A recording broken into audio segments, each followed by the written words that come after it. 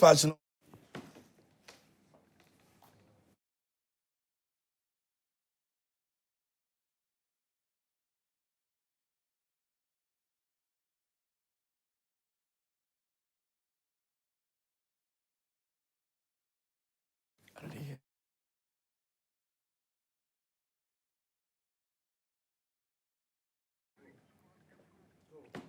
Hello there, welcome back here on the show. If you just joined us here, this is Prime Morning, and it's time for us to get into News Flash and check out what the newspapers have reported, and also get to have our major conversation over here on the show. We've got representations here in the studio. I'll be introducing them to you in a couple of minutes. But of course, would like to also remind you that Step Up airs every Sunday at 7:30 p.m. You want to be a part of that conversation as well. It's exciting, it's entertaining, it's rewarding as well. You get to watch and also win some prizes for yourself. All you need to do is to just play the game at home, and you've got some money for yourself. Our sponsors are ensuring that. We'd like to say a big thank you to Sinter's Tank. They're making it possible for us to enjoy every Sunday at 7:30 p.m. Do not miss out on that. Pizzaman Chicken Man says that you can come to any of our branches here in Accra and Kumasi and enjoy the very best of what we've got for you. And we're talking about good food, and it doesn't matter the number of people that you're coming with. We say that we've got some deals for you. It's still New Year, and we're making it possible for you and your family to enjoy the very best. Anytime you walk into Pizzaman the Chicken Man, it's flaming hot, and we're definitely waiting for you to come through. And let's have a great time together enjoying good food, and that's what we're talking about. Now, of course, Big Chef Junior is about taking off, and we're ready, and you don't want to miss out on that because we've got some recipe that you would love, all right? So do well to catch us, and we'll be bringing you some updates on that and what exactly you can also enjoy from Big Chef Junior. The kids are ready. They're ready for all the recipes that will make your food, enjoyment one of a kind, all right? Those of us who are very terrible at cooking, this is the place we want to be because we can actually have some really, really nice, recipes that we can be doing for ourselves, all right? So that's what it is. We'll tell you some more about it. But the Women's Alliance are actually putting something out there, and I want you to also get to know about it. Now, Queen Mothers of Equiapim support call of FIDA, Ghana, and the Women's Alliance for Female Running Mates and MPs. Now, International Federation of Women Lawyers, FIDA, in association with the Women's Alliance and Queen Mothers of Equiapim, have jointly called on all political parties to consider electing women as flag bearers for or running mates and MPs for the upcoming elections. Now, among others, it recognizes the inherent ability in women to complement men in bringing positive change to society. Women like Margaret Thatcher, Angela Merkel, and Sir Liv Ellingson Johnson, to mention a few, have all exhibited through their excellent leadership that women are up to the task and can fully be trusted as positive agents of change. Now, the groups also extend their appreciation to former President John Mahama and his party for choosing a female running mate in the last election, and anticipate greatly that shall actually be repeated this year. Now, it also says that it's our prayer that the NPP and His Excellency Alhaji Mahmoud Bawumia would also consider our petition and choose a female as running mate. Finally, they also appeal to delegates of the NPP to aid female candidates in the upcoming primaries to win the slot as parliamentary candidates. And that's the Women's Alliance putting this out there. FIDA in total support of it. And so, yes, it's a good call, if you ask me. It's really a good call. I don't know about what the political parties think about this, but it's really a good call, and we're hoping that it's replicated with regards to the NDC. Last 4 years they had a woman doing that, and so we're hoping that, this year, they repeat the same thing. Even though I'm sure the NDC people will say, well. Anyway, so yeah, that's what it is. But the Ghana Black Stars are actually playing tonight, 8 p.m. sharp. We're playing Mozambique. Well, I don't know what that is going to turn out, but, well, a lot of people are still believing that we've got some chance out there, and so we can make it happen. But I don't know what you make of it. So as part of our conversation today, we're going to be adding that to it. So, yeah, it's just a random conversation that will be coming here on the show. So you can send your messages. What do you make of the Black Stars' chances tonight? Do you think that we've got a chance to qualify, or we're definitely going to be losing again, or maybe draw and get our things back? And remember that we've not won a match throughout the competition. So if we're able to win this match, it's going to be a good deal for us. But well, what do you make of it? We're playing tonight. Let me say a very big shout out going out to the Black Princesses who have won 5-1 over Senegal to actually secure a spot at the Colombia and the 20 Women's World Cup. So everything about the Queens has been just victory. From the Black Princesses to the Black Queens to all of the Queens that we have. Everything about them has been success. Everything about the Black Stars and the men football, let me put it in that way. The men football teams have been nothing but disaster. But the Queens keep making us proud. Nobody talks about them. I don't know for whatever reasons. But congratulations to the Black Princesses. You guys are amazing. You're incredible. And we love you. All right? That's what it is. Now, let's go to the front page of the newspapers that we have over here. And then we're going to be delving into our major conversations. I've got 3 guests that will be joining us this morning here on the show. Don't forget that you can send your WhatsApp messages to us ahead of time and let us know what you think about the topics we're treating here on the show. Now, Daily Graphic is what I'm going to start off with, and on the front page, it says that $600 million second tranche release. IMF reposes trust in economy, says election won't derail gains, and that's the IMF speaking. We're going to be talking about this issue this morning here, and we'll get some clarity on it as well. Now, time for moral vision to propel nation. Apostle Nyameche, he's been captured, page 13. It's got a story, you can read about it. And also some stories making on the front page. Central Region House of Chiefs endorses lithium mining agreement. Pages 16 and 33, it's got a story on that as well.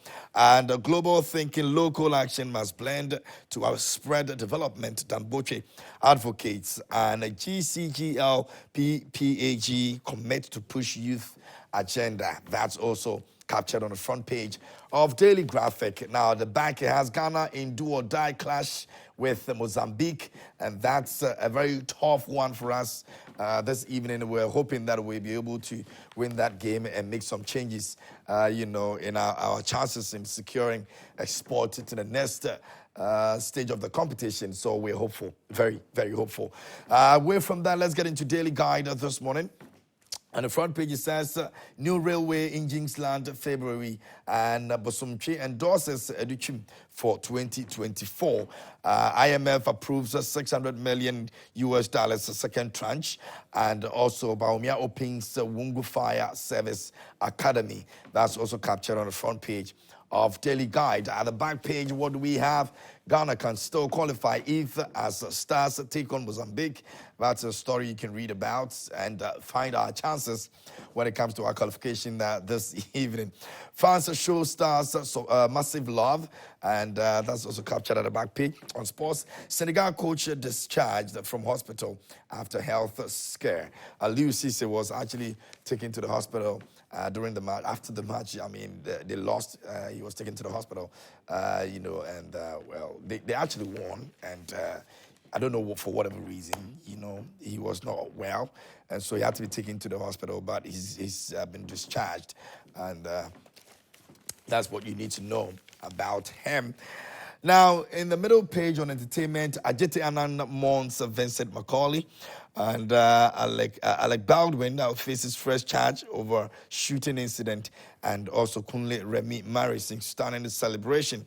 He's a Nigerian actor. He got married over the weekend, and so that's some stories on entertainment. And may the soul of Vincent Macaulay rest in perfect peace. A very, very good friend of mine, and unfortunately, we had to lose him last week.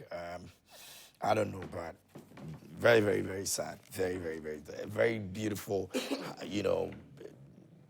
amazing human being, really. I'm just lost for words in trying to describe the kind of person he was.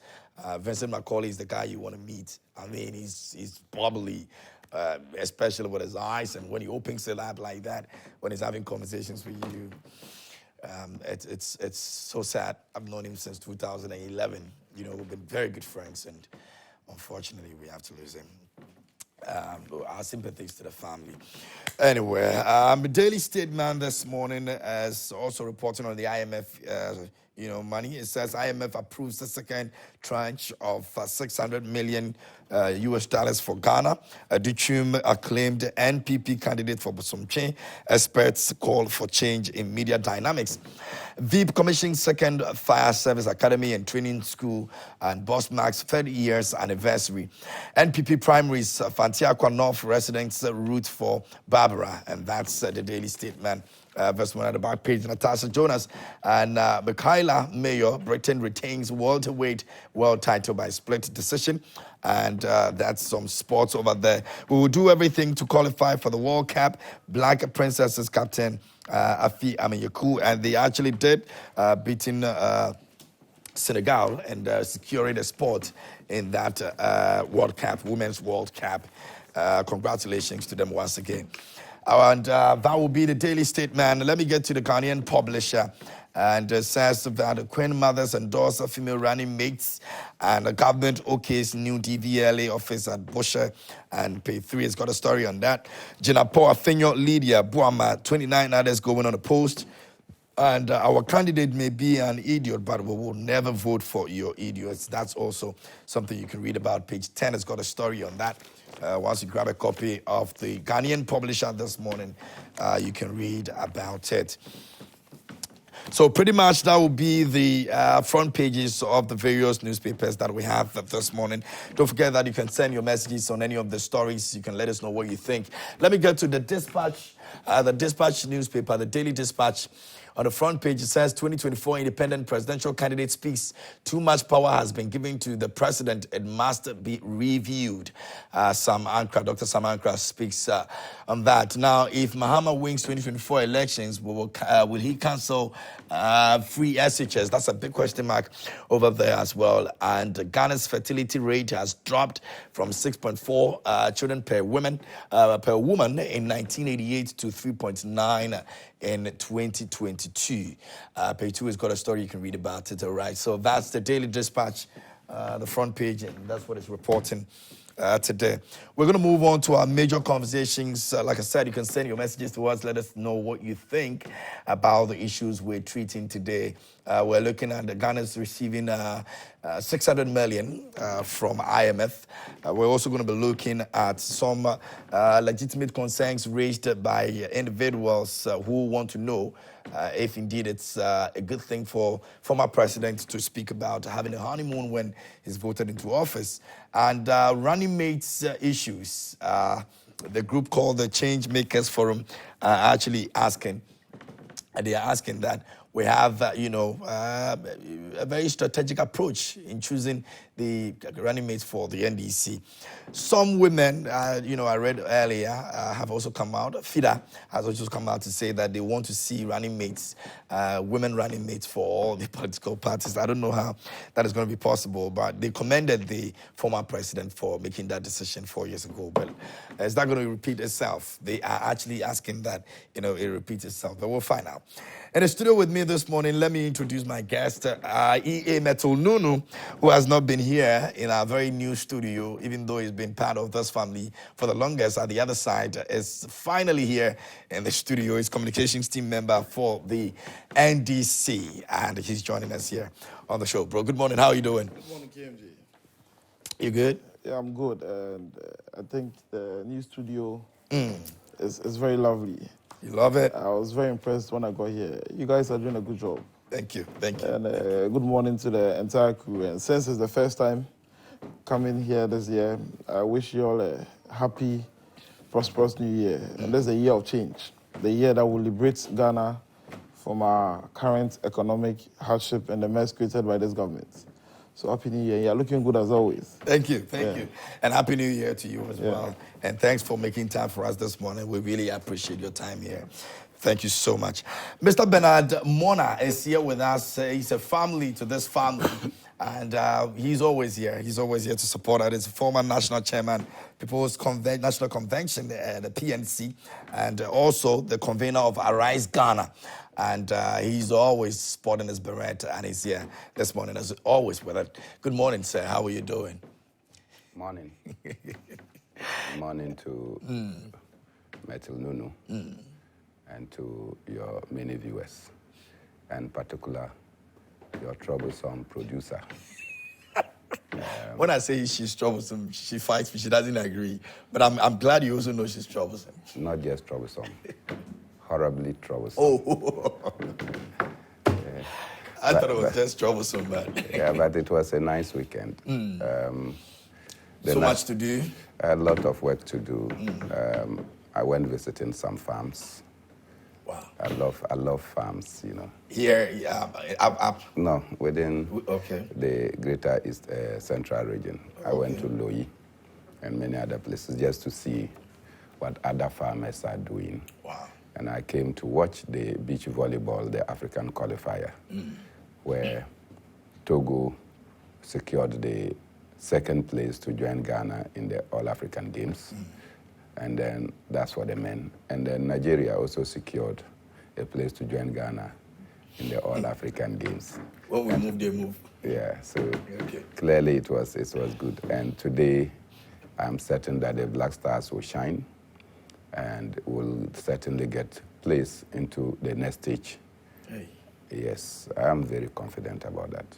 And then from the next stage, we'll come back here with a trophy. Hey. Yes, we'll come back. Why are you getting your...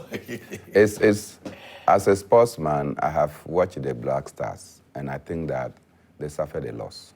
They got a draw. The next thing in the game is to secure a win. Wow. And Mozambique. and they will secure a win. And from this time on, they're not going to lose any game until they come back with a trophy. Hey, this is your positive energy. You don't have confidence in your own. You must. You must. Based on what I've seen. No, you must. You must. You know, It's difficult for the me. spirit of nationalism will tell you that the Black Stars will bring the cup. And I'm confident they will bring the cup. We've seen teams play some serious football in this tournament. Well, if you watch, I have always juxtaposed the performance of the Black Stars, for instance, to the Argentinian team that were walloped or beaten by Saudi Arabia at the World Cup. And who could have thought that Saudi Arabia, of all teams, could beat Argentina? They beat Argentina.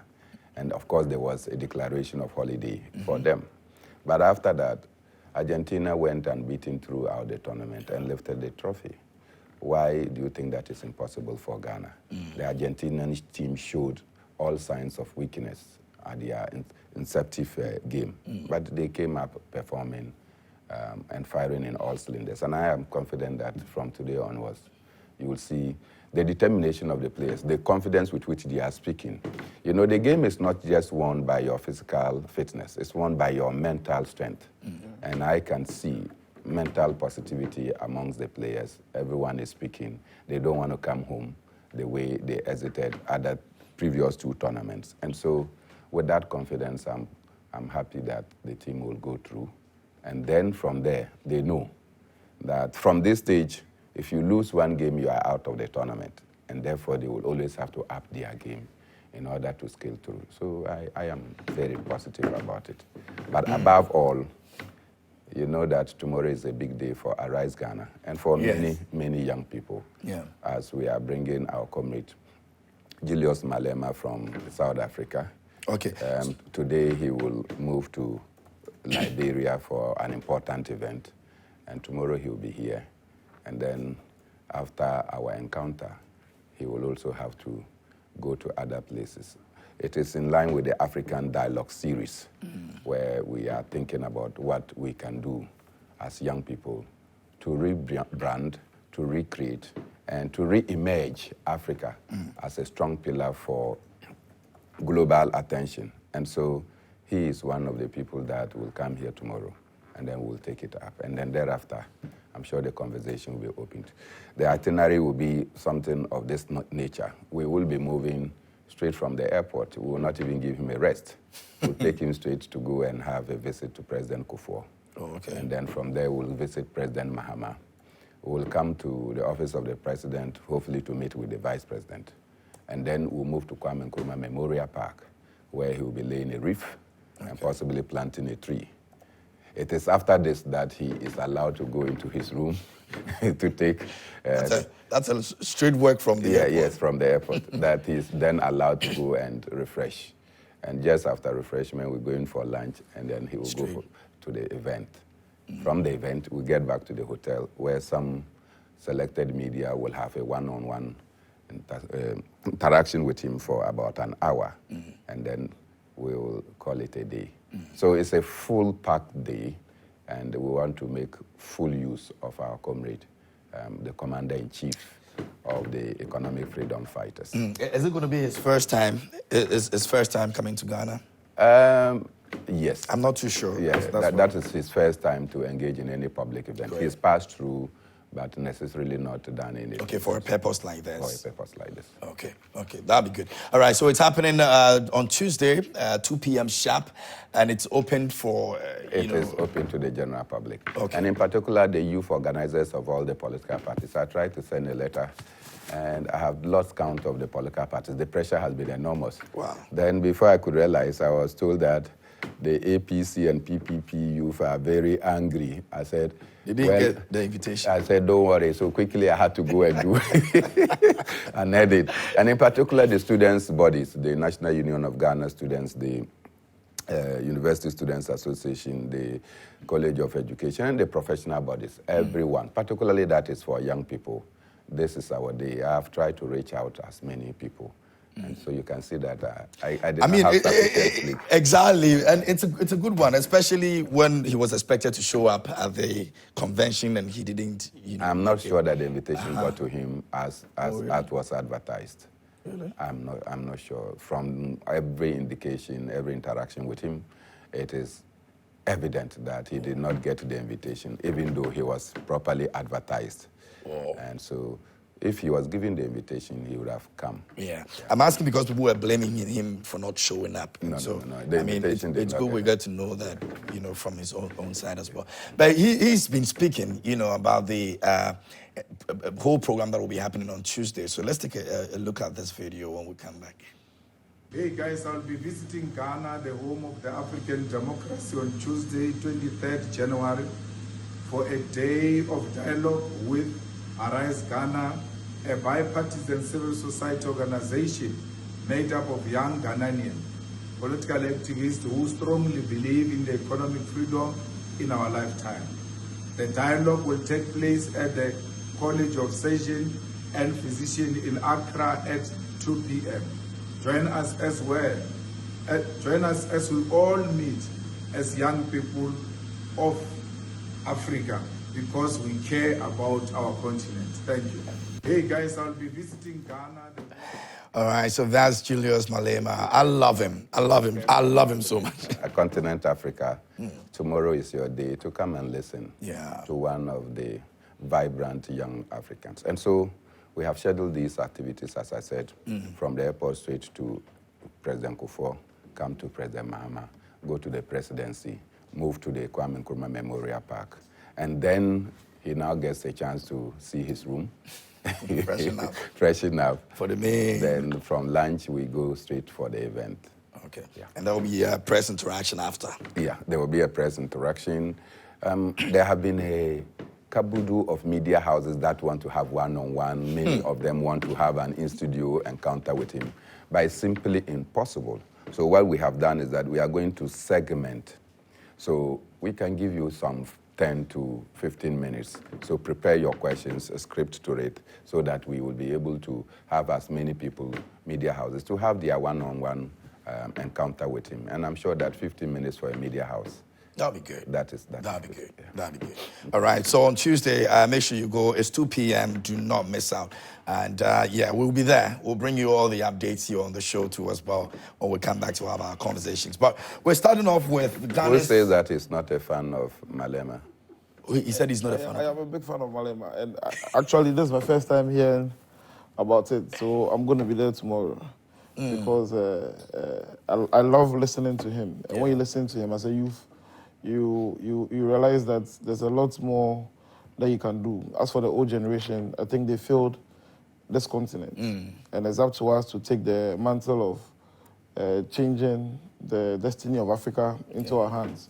when you listen to people like Julius Malema, you get encouragement and inspiration to carry on to do some of these things. So whilst he's in Ghana, by kind courtesy of Arise Ghana, I think I have to take the opportunity to be there. I'm just hearing about it, but tomorrow I'm going to be there. Great. So come through as well, and let's all get to listen to what he has for us. And I'm sure it will be, it will be going a long way to change our mindset in asking for what we deserve as a people. So yeah, that's what it is. But away from that, we've had the IMF approve $600 million as part of our agreement with them for the bailout, the IMF bailout, and so we're going to be looking at that conversation this morning. Let me start off with Benard. What do you make of the $600 million that has been given to us now?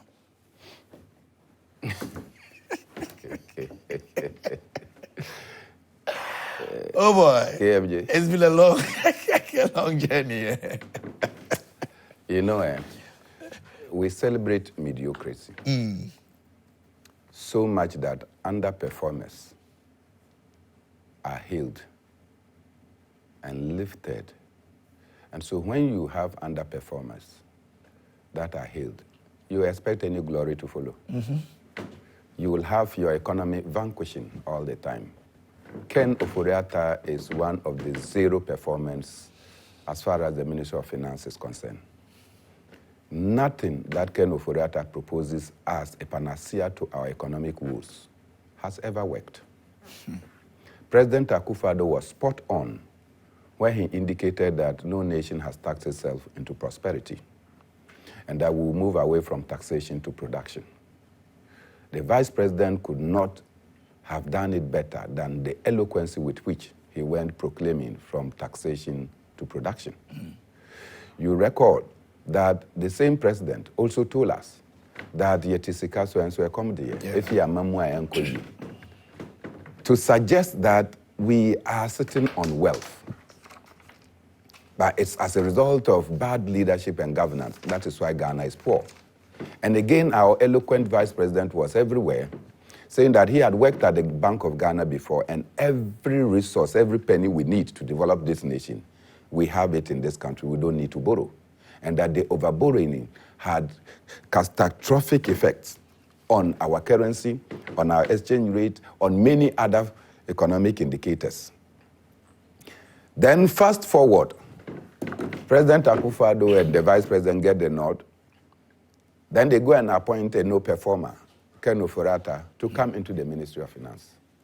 First thing that, first thing that Ken Ofori-Atta does is to go borrowing in the capital world.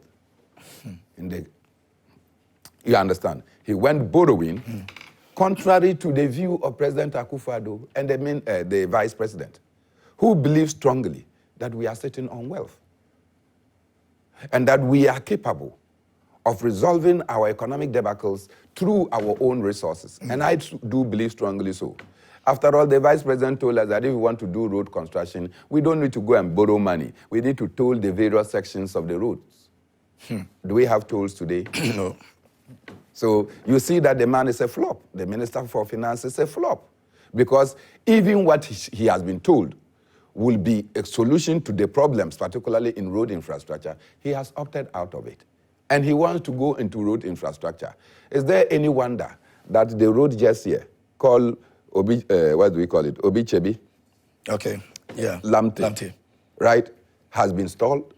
Is it any wonder that from Junction Mall all the way to Accra Central, the road has been stalled through the Labadi Beach area? Road. Have you seen that road? No work is ongoing. And many other projects have been stalled simply because the Minister for Finance has cotton-wooled his ears to wise counsel. Aside the borrowing, the taxation, right? Taxes upon taxes upon taxes, so much that today, Lifeline consumers, their limit has been reduced from 50 units to 30, with a 21% VAT increase. According to Imani, that will lead to 29% VAT increase. So you are taxing and muscling every oxygen out of every business in this country. and you expect that you grow. When you have overborrowed, you tend to lament that COVID-19 and Russia-Ukraine is responsible. I'm sure that when he returns from Washington, he will he will come and add that the Israel bombing of Gaza is also contributing to the economic decline that we are seeing. So you don't go around scouting and fishing for external factors that have undermined your economy. This same minister told us and emboldened my brother John Kuma that we will not go to the IMF.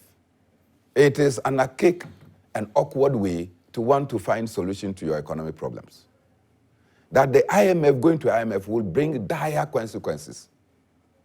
And that we are the shining star of Africa. We will not go to the IMF today, tomorrow, or ever. John Kuma went to Parliament and went and told Parliament. So John Kuma went to Parliament to lie to Parliament that we will not go to IMF. They had a solution captured under a banner called electronic, I call it electronic TV levy, but they call it electronic transfer levy. I call it TV because I have my money. When I have to send my money from my bank account to my mobile money. Aside the COT, cost of transaction that I will pay, you also will come and take money, a tax, a percentage. When I'm taking money from my mobile money into my bank account, I have to pay. This is unthinkable. So you are taxing my own, taking my own money. Anytime I have to deal with my own money, then government comes to take. That is stealing. That is thievery. Benard, give me 1 minute. Let me go to the Zoom, speak to Isaac Kofi over there. We want to get some clarity on this amount of money that has been given to us and what it means to the economy moving forward.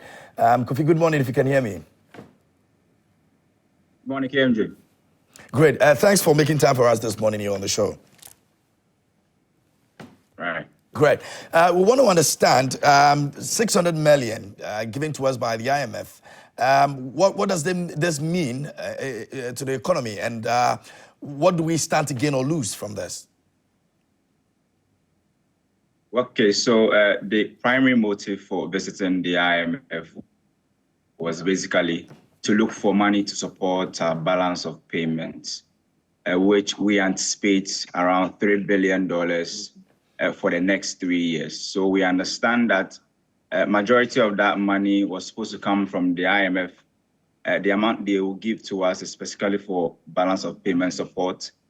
And we also understand that there will be some sort of injection in terms of Forex from the World Bank. And the current update from the IMF shows that the African Development Bank will also be coming in to give us some sort of support. So together we'll be receiving about 600 million from the IMF, about 350 million from the World Bank, and then also 45 million or 44 million from the African Development Bank. So if you add all, we are expecting about $2 billion probably in the first quarter of 2024 this year. Now, if you look at the 600 million that just came in, this was an amount that we were expecting in 2023. So the plan was that we get about 1.2 billion in 2023, but because we could not meet all the necessary conditions, we only got 600 million out of $1.2 billion that was allocated to us in 2023. So this year we are fighting to get that backlog of 600 million plus additional $720 million from the IMF. So if we're able to pass all the reviews, then we should have some 350 million from the fund, again, somewhere in May or April, and then another 350 million from the fund in November. And before the year ends, we are anticipating that we could get about 3 billion from the IMF, from the African Development Bank, and then also from other donor sources combined. Now, how does this improve the economy? What do we stand to gain? So first is to shore up the exchange rate or the local currency. You know, one thing that we all say is that we don't print dollars here, but we demand dollars to do almost everything. We are a country where we spend close to $500 million to import rice.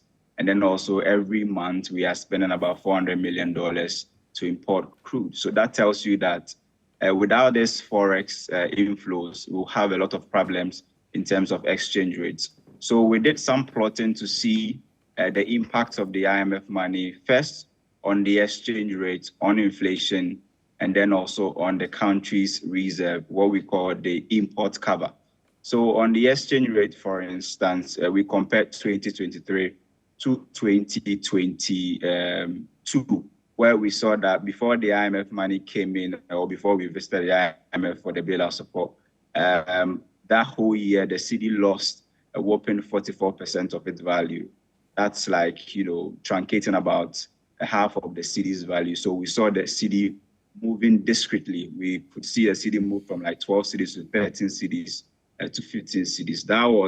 That rate of depreciation was actually very problematic for a lot of Ghanaians in 2023. But then when we saw the injection somewhere May 2023, we saw that the cedi was depreciating anyway, but at the rate at which it was relatively lower compared to that of 2022. So we saw that in the whole of 2023, the cedi lost 25% of its value compared to more than 50% in 2023. So that's one thing that the injection will do. It will help us stabilize the cedi, which we need dollars to also bring in pharmaceuticals, to bring in petroleum products, to bring in the rice that we love, to bring in the Yamadia that we spend more than 145 million to import. And mind you, we were discussing this. Even as a country, we spend so much to import palm oil, to import, wigs and all of those things. And all of this, you need dollars to import them. So there's some huge, pressure on the demand for dollars. And Bank of Ghana cannot handle this alone, but to, gain support from the IMF, the World Bank, and the African Development Bank. So in a situation where we are not able to, as it were, manage what has been given to us right now well, what happens to the rest of the money that we're supposed to get? What's the agreement on that, the arrangement on that as well? Right. So already there's an indication that the other scheduled disbursement would delay because, you were supposed to get this current 600 million somewhere November 2023. You couldn't get that. You are getting it in the first quarter of 2024. It simply means that the review or the second review will take some time. And until you pass the second review, you may not be able to get the other scheduled amounts in 2024.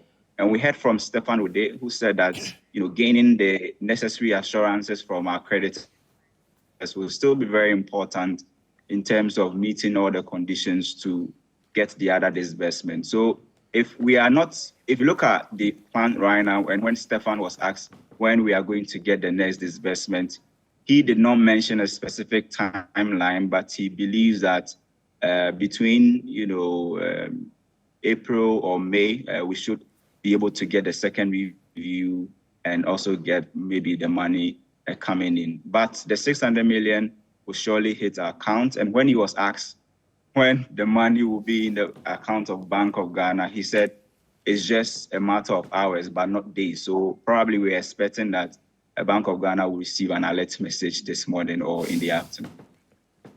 All right, so I'm seeing this on the screens. Ghana's balance of payment gap, 2024-2027. Can you walk us through, for us to understand and get some clarity on this? Available financing assurance not enough. That's a big question mark over there. Walk us through that presentation for me. Yeah, absolutely. I mean, that is the primary problem that we are facing as a country. And we estimate that between 2024 and 2027, our balance of payment gap is estimated around $12.6 billion. And that out of that $12.6 billion, what the IMF, the World Bank, and the African Development Bank will give us within this period will not be enough to actually give us some sort of stability or help us solve our fiscal problems. And that is why we have to engage our creditors to get the necessary financing assurance. And this morning we are hearing that even at the commercial side, maybe we may not get the haircut that we first proposed, but we probably will be going the moratorium direction where we've been able to get the first one.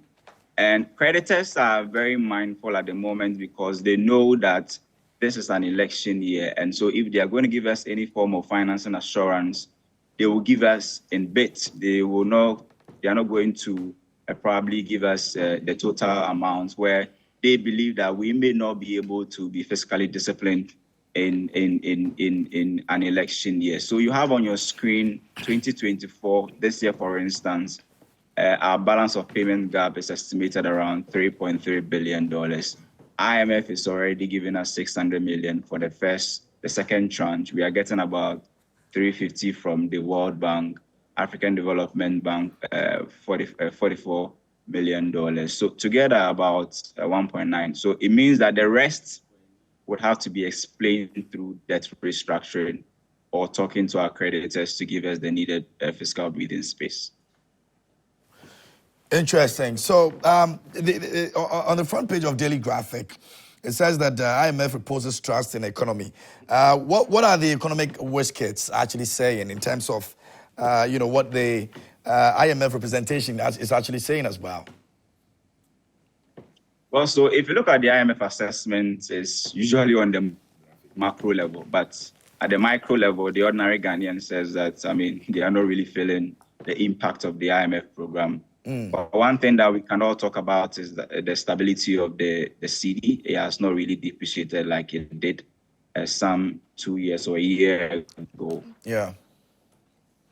But most of the indicators that the IMF spoke about when they were actually talking about our economy stabilizing were macro. So they were talking about inflation dropping from 54 to now 23.2%. They were talking about the cedi that was not really depreciating like the way it did. They were talking about reserves improving and all of those things. But at the micro level, the complaints are that you still have governments coming to the ordinary Ghanaian to tax them. Currently, we know there's a 15% VAT on residential consumption of electricity. And many believe that this is not a good move. They believe that there are other innovative ways that governments can use for its revenue mobilization and expenditure consolidation. So at the micro level, things looks good, but at the micro level, the ordinary Ghanaian feels that they've not been able to feel the impact of the IMF program. Yes, and that's the major issue that a lot of people are talking about. We need to feel it in our pockets. But, of course, it's still early days yet. So we're hoping that by the first quarter, things will get much better. Kofi, thanks for making time for us this morning here on the show and giving us some clarity as well. Thank you, too. Great, and that's Isaac Ofori-Atta. He's a data analyst with us here at the Multimedia Group. He's on Joy News and spending some time with us this morning and giving us some clarity on what it means to have $600 million hit our accounts. Kofi will be doing some justice to some of these issues every Monday here on the show, on Newsflash, and give us some clarity on moving forward, what we can do to make things better for us. We've also been joined by Ben Apia, his communication team member for the NPP, and he's joining us this morning here on the show. Good morning, Ben. How are you? I'm doing well. How are you? I'm very well. And Happy New Year. Yeah, nice suit. Thank you. You like our studios as well? Oh, yeah. It's state of the modern act. It's nice. You guys have really done well, and I want to commend you and your team. Great. Especially with Brenda, too. Great. We appreciate it. You were on the floor before. Well, so that's your last words from Kofi. Well, it's good to do this theorizing. Yeah. But practically, no one doubts that it is not the IMF money that has enabled us to, quote, achieve the artificialized stability that we are enjoying in terms of inflation, currency depreciation, and even the projected growth. Government is a major spender in every economy. And I'm aware you do know that the majority of Ghanaian contractors are not paid. And because they are not paid, their capacity to spend is limited. And because their capacity to spend is limited, you have artificially constrained spendings, and therefore inflation will be seen to have gone down.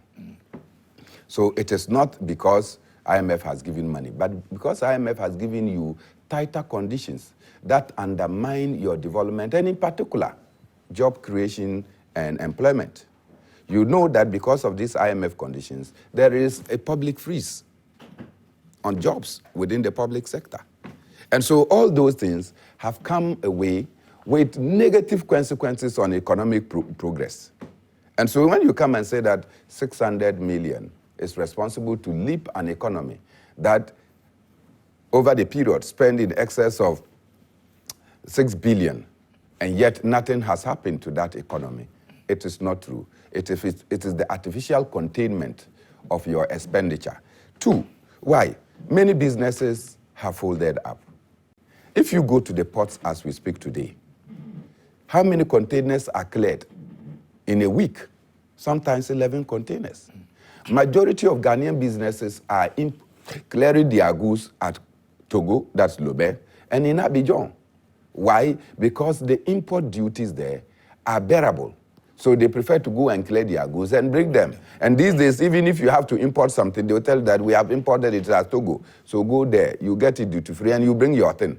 So you are even losing revenue because of the kind of reckless economic policies that you have put. Finally, you see, it was kind of Ofori-Atta that said we will not go to the IMF. And now we are in the IMF. And he comes touting the success of an IMF program. How do you feel? Now, we were supposed to get this 600 million that we are getting in 2024 as far back as November 2023, so that the economy would have been cushioned in 2023. We failed. Why? Because you went there cooking figures and cooking formulas for the IMF. They checked and realized that no, you were not up to the standard, because you kept telling us that the second tranche is coming. It never came. When they scrutinized it, they realized that a lot more ought to be done. Today, we are getting it after nearly 3 months of lagging behind. So the next 370 or so that we are anticipating, who says that we are going to meet the conditions precedent to be able to achieve that? So we will always be in arrears and in default, because you have a finance minister that I say is not up to the task. And yet, it feels as if President Akufo-Addo owes him, and therefore he must keep him in office at all costs. Keeping him at office at all costs is the reason for which Ghana's economy is underperformed. They will come and tell you COVID-19. The balance sheet that Ken Ofori-Atta took to the parliament explicitly stated that there was surplus of COVID-19 inflows. Part of the inflows we have used to go and pay to start a new bank. You have money to go and start a new bank, and you come and tell me that COVID-19 could be responsible for the decline in your economy. Absolutely not. Okay. I just pray. I'm not a believer in an IMF program. I do believe that the IMF will always come to tout its achievements so that other nations will subscribe to them and become more poor. And so when the IMF is telling you that they are seeing semblance of growth, go and ask President Rawlings. IMF touted Ghana as the darling boy of the world. Not so. As soon as Rawlings lost, the NDC lost power, they told Kufuor that if you don't go into a highly indebted poor country situation, your country was broke. Then Kufuor entered into HIPIC. They said, no, the HIPIC was not sufficient. You have to go to enhanced HIPIC. So we went to enhanced HIPIC. Then they said we were doing well. As soon as President Kufuor left the seat, they told Atta Mills, you remember that World Bank country director, Ishak Diwan, he said that Ghana was completely broke and that we have to go to the IMF. So certainly, they will always praise you in order that you can continue to fall in the ditch. I don't believe in the potency of an IMF deal, and I'm not sure that this deal will take us out of our economic mess. It's rather going to create more economic messes for us. That's all. This Nanado Bawumia-led NPP administration have exhibited gross leadership failure. And they are trying to make Ghanaians accept their failure. They are trying to make Ghanaians accept their mediocrity. How on earth should we be celebrating the fact that we are getting monies from the IMF? How on earth should we be celebrating that we are going to IMF at this stage in time in our history as a nation for them to support us? While all the indicators leading to we going to IMF was because of monumental leadership failures on Nanado Bawumia-led administration. Before we went to IMF, the NPP told us that the e-levy was a panacea to all the economic hardships that we're facing in Ghana. And that if we pass the e-levy, all our problems are going to be solved. Senior Comrade Kwesi Pratt likened that to that of Akubam, where you heard them making and talking, advertising their product, saying that Akubam, that the e-levy was going to solve our problems in the road, was going to solve our deficits in the health sector, was going to solve our deficit when it comes to youth unemployment and all that. E-levy came and then we couldn't solve anything. Then now they said that we're going to go to IMF. The first tranche of the $600,000 that came, we didn't see anything. So I maintain that the NPP and the Nanado Bawumia administration themselves are a disease, are a curse to Ghanaians, that we Ghanaians must liberate ourselves from them. They are a disease that we must cure and eradicate them from this country. No matter the amount of money that comes. Look at the money that came during COVID. Look at the amount of taxes that they've imposed on us from 2017. Over 40 taxes. For a government that campaigned on the premise that they were going to move this country from taxation to production, and they come into power to impose over 40 taxes, which is draining the blood of Ghanaians, and they live in their luxurious and fat lives. For the president to be able to charter a plane to go and watch his favorite football team match with the amount of money we're using to pay per hour. And you tell Ghanaians to tighten our belts. You tell Ghanaians that your leadership has been a success. They are a curse to this nation. They are a disease to this nation. And we must cure them and eradicate them, just like we made an effort to eradicate polio from our society. Just like we made an effort, we are making effort to eradicate malaria from our society. All Ghanaians must make an effort for us to kick this NPP out, not just kicking them out, eliminate them and eradicate them from this Ghanaian society, because they've never offered anything good to Ghana. When we get all the monies, whether COVID money, whether $30 million, $500 million, any amount of money that comes to this country, that is going to be used by this current NPP administration, it will come to nothing.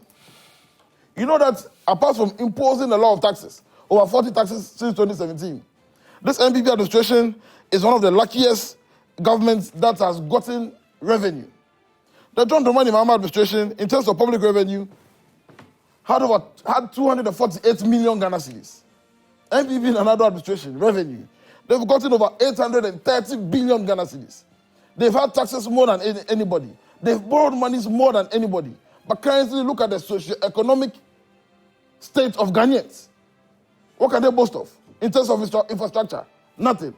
In terms of uplifting the standard of living of Ghanaians, nothing. But yet, they've been given more than any other government in the history of this nation. And they have nothing to show. So what is the IMF 600 million second tranche going to do, 600,000 second tranche going to do for us? And if for nothing at all, you're supposed to get this money on the 1st of November 2023. But because of your incompetence, because of their substandardness, the monies didn't come. 3 months after, we are ending January. And the monies are coming. Those were legit processes that they needed to go through. Legit processes because they presented fake the IMF documents. to be able to give they presented fake accounts to them. And who says the IMF? You see, one of the reasons why we've had some stability in the exchange, with the exchange rates, is also because we are not servicing our external debts. Because anytime we need to service our external debts, we need to procure dollars to be able to service them. And they've shifted most of the external debt to future governments to come and service them. We are not servicing them. In the history of this country, I think that during the Champions regime, that Ghanaian government decided that they were not going to service external debt. And even that one, it wasn't because they didn't have money. It was because the government decided that they were not going to service it. But under the Nanado MPP administration, they deciding that they are not going to service it is because there's no money. They've eaten the flesh of the meat, they've eaten the bones of the meat, and there's nothing in the plate. So they cannot service the external debt.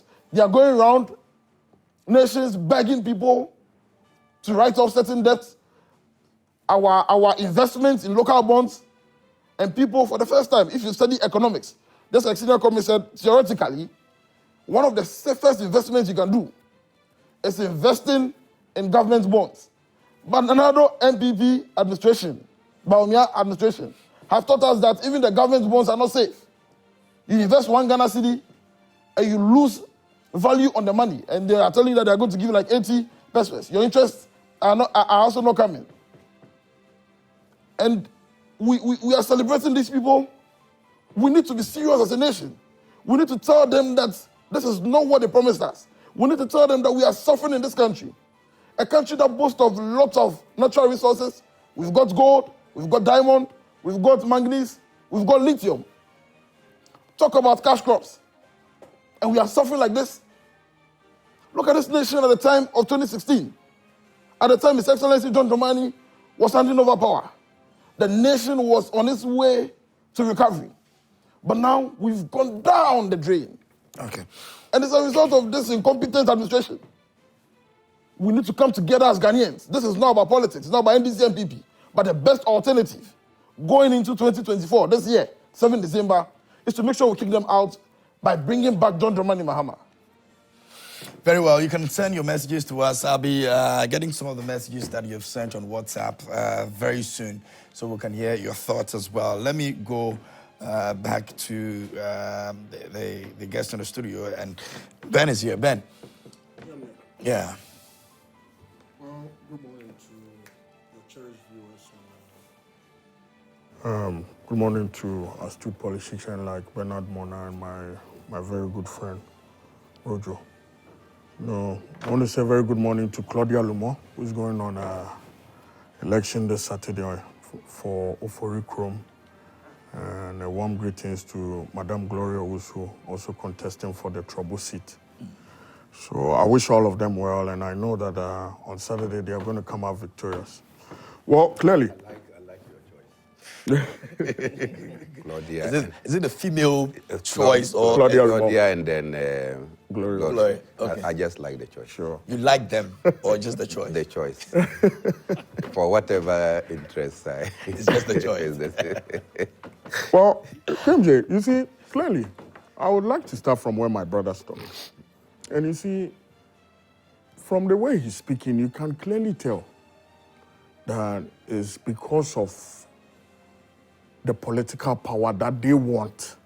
That is why he's speaking like that. Because KMJ, if you look at where we are coming from and where we've gotten to as a nation currently, I think that all is not well. We must be very sincere with ourselves, but we can boldly tell Ghanaians that there have been so many major achievements that this government is chopping that needs recommendation or commendation. Look, at the highest impact of COVID, we all saw the level of hardship that Ghanaians went through. When this government took power in 2016, we all saw the indicators. It was very bad in 2016. 2017, we saw a pickup, a growth in the economy. And if I am lying, you have the data, you can tell your cherished viewers. 2017, 2018, you go to the ordinary Ghanaian and they tell you that things are gradually picking up until 2019 and 2020 when this COVID experience came. That the whole world, it became a global pandemic. The whole world came to a standstill. No businessman could fly and go to country and other things. Nobody actually, because of health safety, we were able to, as a government, put Ghanaians first. The president was able to tell Ghanaians that what he does not know is that he cannot bring people back to life, but make sure that at the end of the day, the economy, he knows how. And gradually we are seeing it. Look, at a certain point in time, KMJ, you and I were buying a liter of fuel, the highest ever in this country, for almost about 13 Ghana cedi per liter. When was that? This is just after COVID. Diesel was almost about 22 Ghana cedis. Everybody was complaining. And that was as a result of COVID. Exactly. Now, what are the prices now? What are the fuel prices? It has come down. For a price of a liter of fuel at the height of COVID, I'm telling you that we're buying a liter of diesel for almost about 22 Ghana cedis. And you can check. Now it is not that anymore. Go to fuel, what we all know as super. Go and check. So gradually, we are not saying that everything is okay right now. But you could see that we went to the West. Now gradually things are getting better. The people say they're not feeling it in their pockets. Oh, exactly. And that's the main conversation. See, if the ordinary Ghanaian is saying that he doesn't feel it in their pocket. And it's all over the street. Look, everybody's talking about it, but it's not happy. You can ask Brenda about 2 years ago. The normal hair that they use in braiding, one packet was almost about 32 Ghana cedis. Now go to the market. The same normal hair is around one packet is almost about 18 Ghana cedis. You remember the controversy around the oil, the Kufuor gallon, the fried oil, the prices that went astronomical. You remember? That a gallon of oil was around 1,500 Ghana cedis just recently. You remember that? It has come down? Exactly. How much is it selling? Right now it's almost about 700 cedis or so. So Olunka, of Gare was almost about 22 Ghana cedis. Now I'm telling you it's almost 15 cedis. So I'm telling you that we are not there yet. But if you look at what we went through during the COVID era and the inflation that we all saw, Bloomberg has projected that in the year 2025, the world economies will gradually come back to its normal rate. And I am not shocked that looking at all these figures that we are getting, clearly we can tell you that things are gradually getting back to normal. What Ghanaians must be very careful of is the NDC, because what they do is they promise, and then when we give it to them, or Ghanaians vote for them, we all know what they come and do. With the IMF strides that we are making, I believe in no record time, this government needs to commend Ofori-Atta. Some of, my colleagues here would say otherwise. But if you look at the negotiations that Ofori-Atta is doing for this government and the finance ministry, we need to commend them. Just recently, they were in Paris. Mind you, we had already started our government debt restructuring program here domestically. When they were in Paris for the climate change summit and World Bank, policy negotiations and other stuff currently, all African leaders were pleading with, World Bank and IMF to extend their, the rate at which they pay their debt. That we had already started. So if we sit here and say that Ken Ofori-Atta has not done anything for Ghanaians. And that restoration came with some consequences to the ordinary Ghanaian. You see, it doesn't matter how long you started it, but worldwide. I'm telling you, do you know that for the very first time, America has its inflation bill act, you know, at a very standardized rate, that as soon as they exceed, there's going to be trouble. In the UK, they have the energy bill cap that as soon as it gets to somewhere or to a certain height, they know that it's going. And all of these things because of the impact of COVID. Look, I have in my hand. You also realize that the issue is that there's been some excesses, which has been given to this government, and people believe that those excesses were not. What are the excesses? When Rojo is here telling me that COVID monies were spent. Look, at the time of COVID, nurses, doctors, teachers, everybody was being paid when they were staying at home. Where did we get the money from? Where did we get the money from? We made sure that Ghanaians were getting free water. And even at a very expensive time when Ghanaians could not even, you know... That wasn't a free water, it was free. Well, at that moment. So it's not at that moment. So it was not free. At that moment, I'll tell you, it was just pushing the situation. Exactly. So it's not a free water. What would have been the situation if government had not stepped in? So government did, so we can pay back later. So that is not free. And that is a very good example of, you know, it was a good initiative, but it's not free as you're making it sound. So let's not make it look like it was a free something government gave. Rojo, sorry, TMJ. Yes, I understand. I understand it was a good initiative, but it was not free. If you want to buy something from me and you do not have money, and then you come to me and talk to me, and then I give it to you and tell you to pay it. At that very moment, it was not free. At that very moment, you would know that I have done a lot of good to you. Of course, somebody said that the government didn't do well with regards to that. If you are not very, but when you caption it as a free gift or a free something, we didn't say it was. That's what it's been captured as a way of prudent management. At the time of the hardship, government had to come in to cushion Ghanaians. In industrial purposes areas or commercial areas, government had to come in to step in with subsidized electricity for some of these factories. You understand? So I am telling you here that government is doing it possible and possibly what he can to help the ordinary Ghanaian. And what we need to know is that at the height of everything, look around the world and compare the rate at which Ghanaians, are living standards right now and compare elsewhere. You currently see that we're way better from where we are coming from. I am not saying that everything is raw right now. I am not saying that everything is raw right now, but I am saying that gradually better. Well, I mean, for some, I think this. I mean, from the prudent management of this government is the best that we've gotten so far. The one we're in because now. In the time of President Mahama, we never had any pandemic, did we? We did not have. It wasn't a global thing, but we all saw what went on in this country.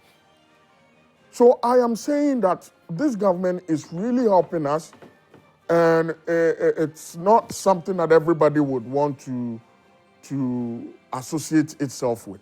But I'm trying to tell you that from where we were and from where we are heading to, KMJ, we are gradually seeing growth. And as I have said, Bloomberg is projecting that in the year 2025, things are going to get better around the world economies. And we are just praying and hoping that we can just see some of these things. I would want to commend President Akufo-Addo and his team for the good job that they are doing for Ghanaians. I find it very difficult in an election year when, we have the time to let people know that this government is not lying. And severally has President Akufo-Addo admitted that we are all in difficult times. And gradually, we are seeing some growth. And I would want to tell Ghanaians that they should rally their support behind the president and this government. We will gradually get there. We'll gradually get there. Let me get some messages from our viewers and We'll continue. This one, okay. This one says, can you, where do I, okay. So it says that I am an environmental health officer and I'm told that there's not going to be postings for us as health professionals in 2026. And we, the health graduates, are patiently waiting for December 7th, 2024 to kick out the NPP out of keeping us home since 2020. I've been in the house for 4 years now, and they are telling us to wait more. The following ministries are responsible for environmental health professionals: Ministry of Health, Local Government, and Ministry of Sanitation, and we're waiting for them. You are live inside Techiman. That's Benard. Mr. Benard number is needed. Okay, so you want the number of Benard Monarh? We'll look at that. This one over here says, good morning, Mr. Host. Truth be told, the NPP government never managed this economy because from 2017 to 2019, the big boy IMF was in town, so they couldn't misbehave.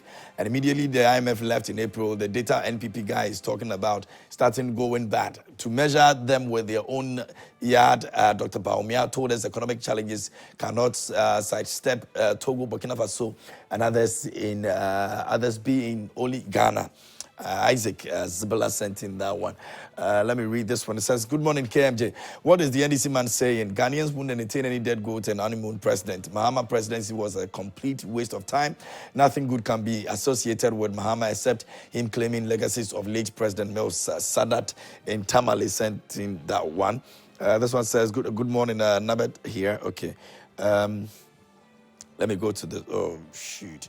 Okay, good morning, KMJ. Tell Mr. NPP guy that he's deceiving himself because he can't deceive Ghanaians.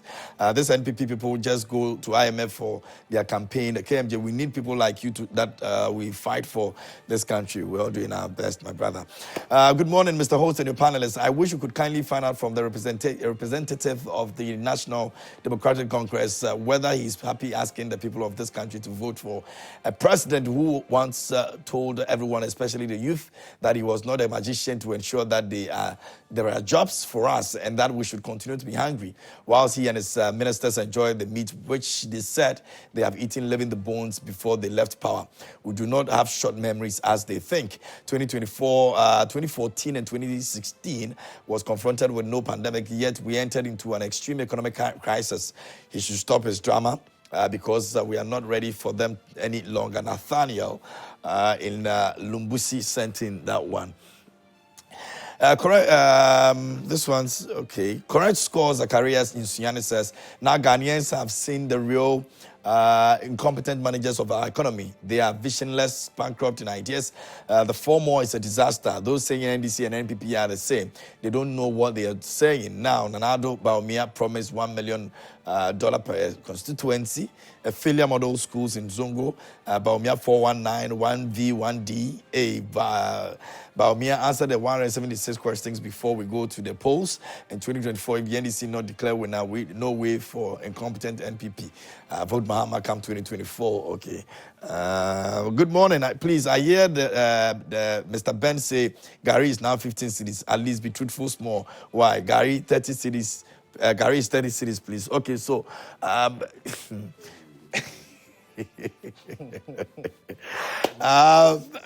think this is the time Ghanaians need to stand up. NDC and NPP have been on our neck for the past 16 years, 32 years, but we still found out our nation suffering. That means we have nothing to offer us. Let's go in for another person by voting the new force. Nana Kwame Bediako, Freedom Jacob Caesar, come December 7th. Good morning, Mr. Host. Good morning to you. Good morning, KMJ. COVID-19 was a blessing rather than curse to Ghana. Government took advantage of COVID-19 and stole so much that till now they can't account for.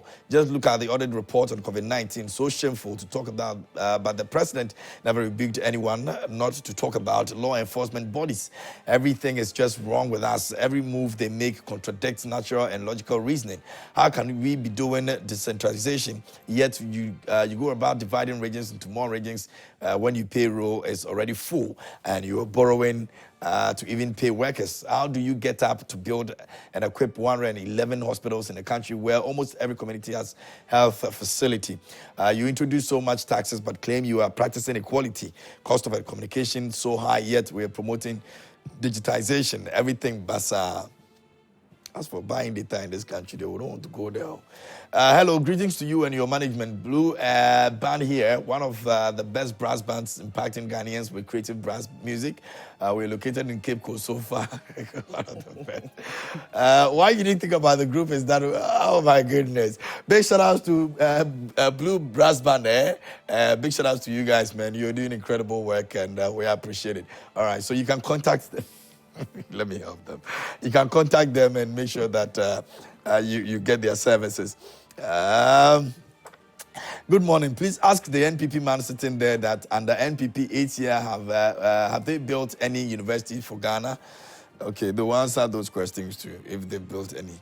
Alas, from Zenu Central says so-called solid economic management team has to strongly so much to secure a second tranche of the IMF fund, like a wounded lion, which had to struggle to find a dead carcass to survive. In fact, the most insensitive, most incompetent economic team ever is Nana Akufo-Addo-Bawumia-led government. Alasa sent in that one. This one over here says, so still MPP don't know that it is their an incompetent that has brought us here. It's too early. We should just try and edit some of these things for me. Good morning, KM. You tell Mr. MPP guy that, okay, I think I've read that. Hi, host. There's nothing to celebrate about the IMF bailout because we took several billions of dollars without any show for it, except kinky parties, expensive travels, and over-bloated expenses by this wasteful regime. The only way out of the self-inflicted economic mess is to reduce the elephant size of government and cut down wasteful expenditures. This is a matter of common sense, not prayers or fetish manipulation or artificial inflationary figures which don't reflect on the untold economic hardships and high cost of living in the country. Pa Willie Jr. sent in that one. Good morning. This days when I hear MPP communications talk, I get very, very, very, very angry because they lie a lot. Kubila Inside Tamale sent in that one as well. Good morning, panelists. Let the NPP understand that Ghanaians are not short-minded people, and if we are, we shall learn from this very hardship we're going through this current government. Thanks. Kobna Amono sent in that one. Another one over here says that why COVID NPP you were sharing COVID money to Ghanaians on phone to vote for Akufo-Addo, of which I also got 600 Ghana cedis on my phone. Shame on to you.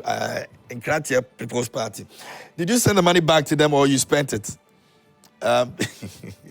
You should have sent it back. That was a very good question.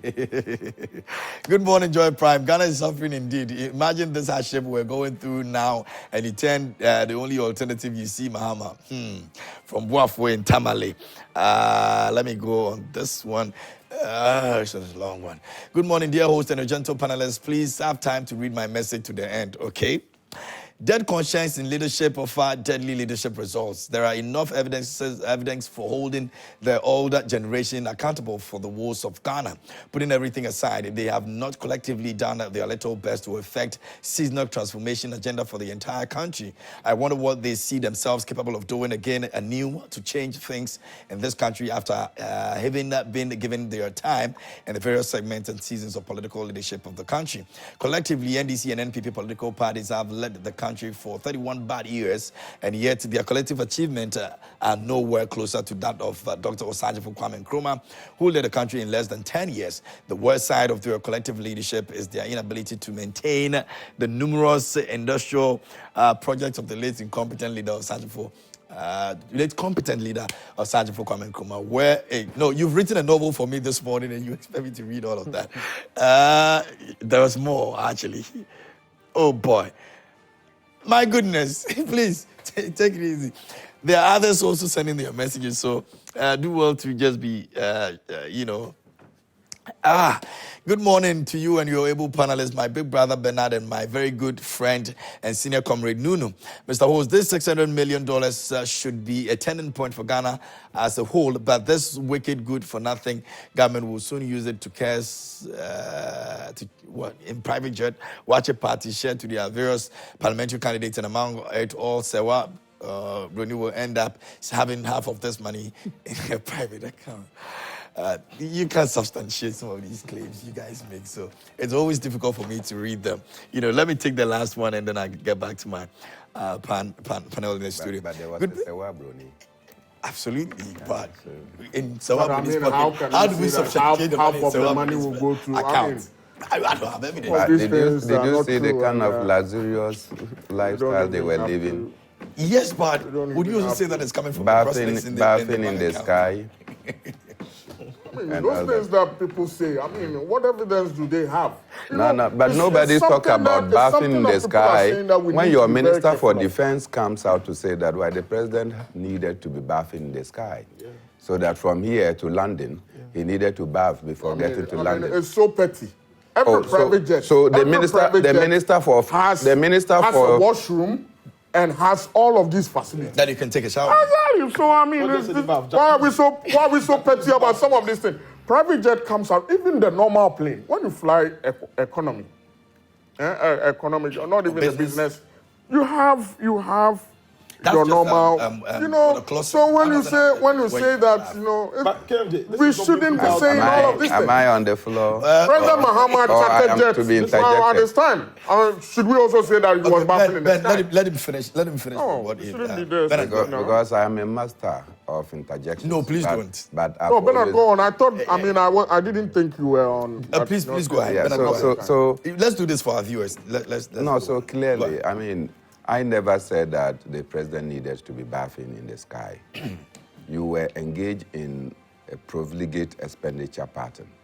The citizens of this nation were complaining about the president's constant use of a private jet that was consuming the little resources of our nation. Then you have the Minister for National Security comes to say that he cannot defend the issue. In fact, the Minister for Finance was called to come and tell us. He said, no, this was a national security issue. Minister for National Security says that, no, these issues cannot be discussed. Then Minister for Defense come to tell us that why? What are we taking our president for?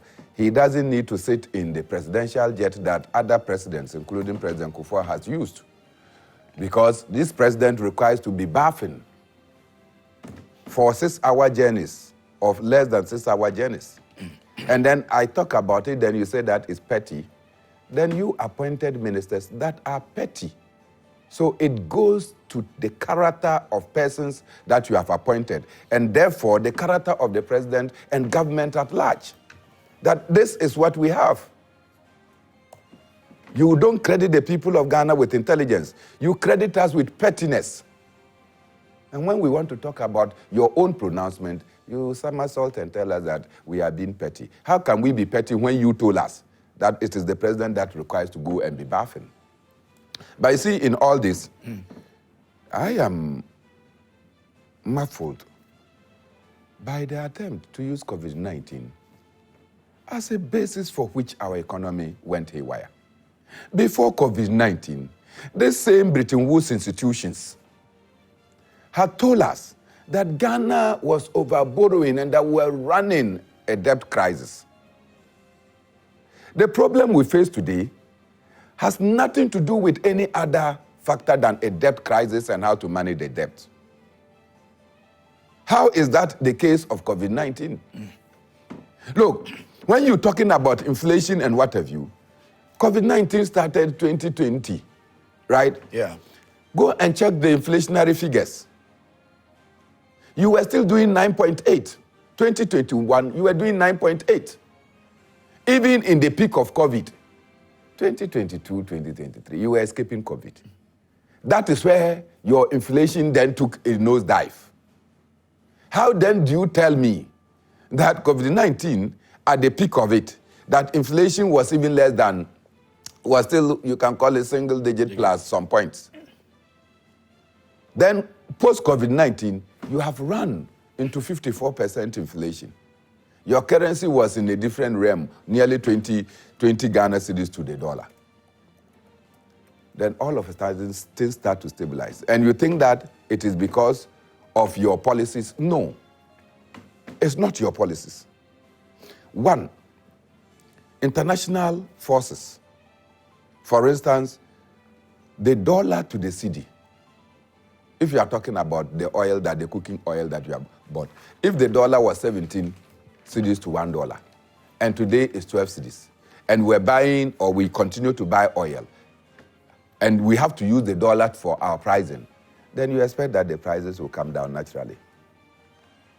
right? But the reason why a lot of probably people are not suffering the way they are suffering is that you don't have many Cecilia Dapas who are hiding money any longer in their bedrooms. Because dollars and other things were snatched away from the public. At the time that we were told that everybody should ensure that hard currencies are put out there. You were snatching your money. You go and convert your CD and put it in dollar and go and put it in your rooms. Ghana doesn't create dollars. And so when individuals are putting the dollars in their bedrooms, what do you expect? There will be shortage. And that shortage was artificial. Today that the OSP and others have been able to evacuate these dollars and put them in the bank account, they are circulating, isn't it? And therefore you see that the flow of your currency will begin to show some semblance of growth. This has nothing to do with any coordinated policy by Ken Ofori-Atta. For the record, Ken is the most calamitous finance minister that this nation has ever produced. Okay, so I'm thinking that we could probably, do this for women. And so my next topic, instead of we looking at the issue of the honeymoon request by the former president, which has also brought a couple of issues, we'll probably want to look at the choosing of running mates, where the Changemakers Forum are actually urging political parties to ensure there's a lot of women representation in our politics. Neto, let me begin with you. You are yet to make your decision on that. In fact, 4 years ago, you've been commended for making a woman a running mate. Moving forward, what are we looking at? I think that it goes beyond just making a woman a running mate. When you look at the political parties and those who have empowered women more in terms of governance, you see that NDC has done well. When you look at the number of women that were appointed into office from the time of Professor Mills to the John Dramani Mahama administration, and you look at the history of Ghana, the first female running mate was also appointed by the National Democratic Congress, that's John Dramani Mahama. So clearly, when it comes to thinking about women and promoting the women in governance, the NDC stands tall when it comes to that. So I think that the prerogative to select a running mate lies in the hands of His Excellency John Dramani Mahama.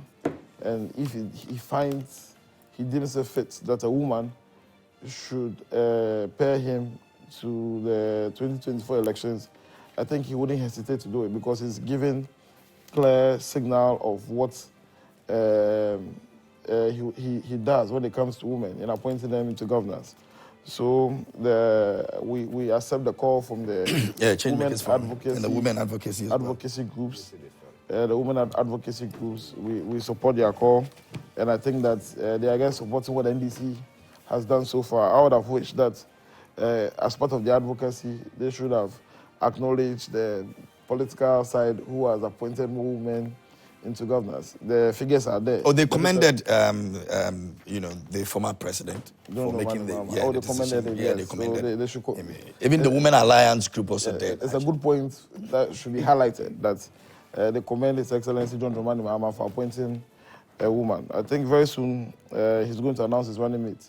And when he does, we're going to know. But I think it goes beyond that. And the women should also make themselves available. Most of them shy away from taking... The last primary elections was bad in terms of women representation. Yeah. I mean, the statistics that actually came out was not looking good. So if you look at NDC, where we have even women contesting, their nomination forms is not like the same price as that of their male counterparts. Yeah.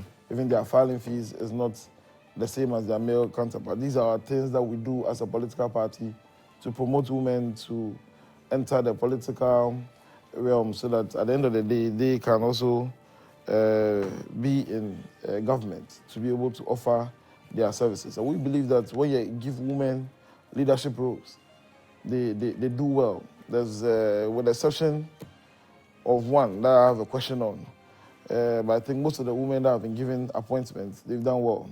And even that one, there's room for improvement. Going into the 2024... Who is this one you're talking about? Yes, going into the 2024 election should be fair, Are you to talking all about the political. EC? She should be fair. The EC I'm chair? not even landed, but then you see. No, but when you make, she should be fair to all the political sides. And she should know I mean, that obviously. the peace and unity of this country rest on her. So whatever decision she makes, You think the EC has not whatever decision, done the a EC lot? has not been. The EC has not been fair. The EC has not done a lot in the past election that we held, and we are just advocating and encouraging her that this time she should stay firm. She should be fair.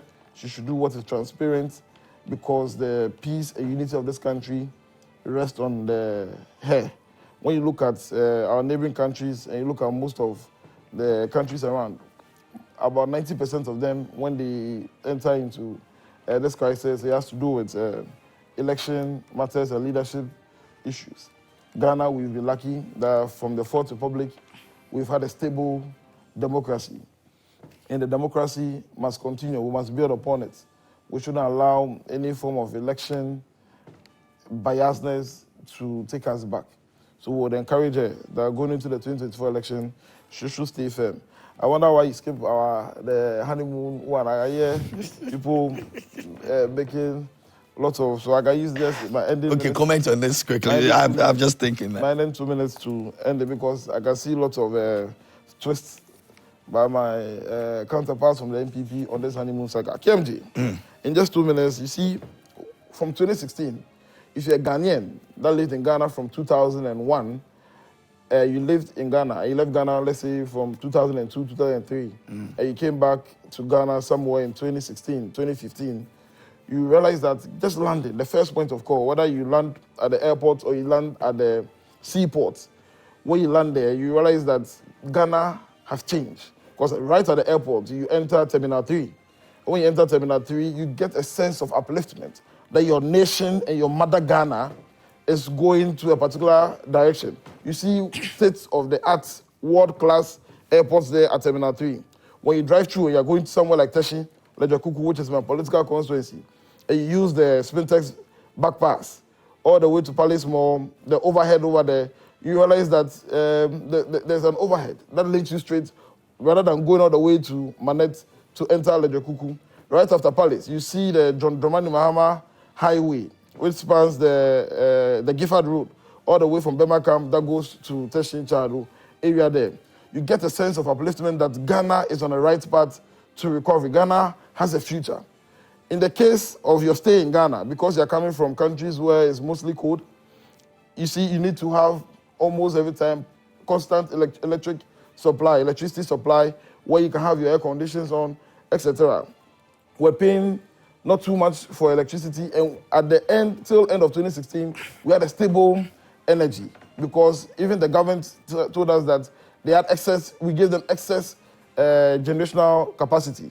So if you came into this country around that time, and you wanted to even set up an industry, because of the news that we had excess capacity, you know that even when you set up the industries, you'll be able to have electricity supply to power whatever you're going to do there. This country clearly was on the path of recovery. 2016, there I'm talking about. If you had fallen sick around that time, you have world-class hospitals to attend to. You can go to the University of Ghana Medical Center, the Greater Accra Regional Hospital. If you're in Tema, you can go to the Maritime Hospital. Around Cantonment, you can go to the Bank Hospital. Outside Accra, you have the Tamale Teaching Hospital, which was upgraded. You go to Central Region, you go to Volta Region, all over, even when you fall sick, when you come to Ghana. Clearly, this country was on the path of recovery. What did we see after 2016? Why we are saying that, see, after 2016, these MPP cohorts, my brothers from the MPP, Nanado, Baumia, and Baumia is a flag bearer who wants to become president of Ghana. They've chopped the money. They've chopped the flesh of the meat. They've eaten the bones. There's nothing there. His Excellency John Dramani Mahama, an experienced, honest, trustworthy politician who will not come. Right now, John Dramani Mahama knows what Ghanaians want to hear. He can tell Ghanaians that, see, you think the country is hot? I'm going to promise you air conditions around. You think the country is hot? I'm going to promise you this. Just like our sweet-speaking MP people did to us in the 2016 election. One district, one dam. One village, one dam. One district, one factory. One constituency, $1 million per year. And all those laudable and absurd promises they made to Ghanaians. How many of them have they achieved? John Dramani Mahama could also take the same path and tell Ghanaians, I think that this is what you need. This is what you're crying for. And this is what I'm promising you. But because he's a man of integrity, because he's a man who is trustworthy, he's telling Ghanaians the truth. These people have squandered everything, even the economic buffers. That His Excellency John Dramani Mahama, the Sinking Fund, the ESLA, they've chopped all the money. So John Dramani Mahama is telling us, see, when I come to power, with the way the economic indicators are in this country right now, I need some honeymoon, some space to be able to clean up the system and then put the the Ghanaian economy back on this track. And is that what the people want to hear? This is a man. Is that what they want to hear? Answer. But the people who have confidence in situations where we find ourselves in right now, you think Ghanaians want to be hearing, give me honeymoon, give me free time to Ghanaians would look at the economy Ghanaians before? Would leave John Dramani Mahama. Ghanaians will not listen to somebody who will come and sweet mouth them and they will not do anything. We've seen them. We've seen one district, one factory. We've seen one village, one dam. We've seen the economic management team that was started. The economic management team of the NDC, Dr. Akuto say, Dr. Professor Jambafo, etc. Where did they lead us to? They led us into the gutters. John Dramani Mahama is telling Ghanaians the honest truth. To see, these people have messed up the economy. Give me some honeymoon. I've done it before. You saw what I did with the Terminal 3. You saw what I did with my economic indicators at the time. When you talk about economic indicators and you look at the data, you look at the public debt as at the end of 2016, it was 120 billion Ghana cedis. In 2 minutes, is that? As at 2022, it's 600 billion. Oil fields, John Dramani Mahama operated in one oil field. At the time he was leaving, he gave them additional 2, which was 3. If you look at economic indicators, you look at the growth rate under John Dramani Mahama, 3.6. Under the NPP, as at 2022, at the end of 2022, it's 3.1. Interest rate under John Dramani Mahama in 2016, 2.5%. Interest rate as at the end of 2022 under Nana Ado Bawumia administration is 40%. I can go on and on because my time is up. So this is a man that is telling Ghanaians the truth. This is a man that has... So the 4 years is going to be the honeymoon? Not the 4 years. Oh, John Dramani Mahama, an experienced politician with a track record and the things that he's done. John Dramani Mahama, the honeymoon can even be within 6 months. We are not now coming to think plenty, but we are telling you the truth. Within 6 months or even, I think, lesser or something, or anything, we can clean the system. And the level of corruption that's gone on in this administration, you cannot imagine. The ones we are hearing about, Cecilia Dapam and so on and so on that we are hearing in the system, they are, I guess, babies. So there are major corrupt cases there. And when we are able to even retrieve even 5% of that money, the large general that has been demolished, we can build it in seconds. The La Trade Fair, that KMD, if you are young entrepreneurs, Ghanaians, that you are now starting your business, and you are sewing suits, nice ones like the one you have, and you want to exhibit your talents, that you used to go to trade fair, where you hold trade fairs over there, it's demolished. And I hear right now from the grapevine, they are trying to even, they are selling their plots over there, they've constructed the road there. That's my constituency, I pass there every time. So this MPP administration, they don't have anything better to offer Ghanaians. The trustworthy Ghanaian, the trustworthy leader that we need at this time, that will tell us the truth, that can take us from the trenches and bring us back to the path of recovery and the path where Dr. Kwame Nkrumah estimated that Ghana should go, the path where the framers of the 1992 Constitution wanted Ghanaians to go. You see, when they drafted the 1992 Constitution, they wanted every single Ghanaian to have a good standard of living. At the end of the day, you have your freedom to be able to enter into business, you have your freedom to have education, you have your right to do anything that you want. And they captured it under Article 36, Directive Principle of State Policy. But these people have thrown them into the gutters. Now people don't have even good drinking water with the emergence of and the escalating of galamsey over there. If you're not careful, we'll start importing water.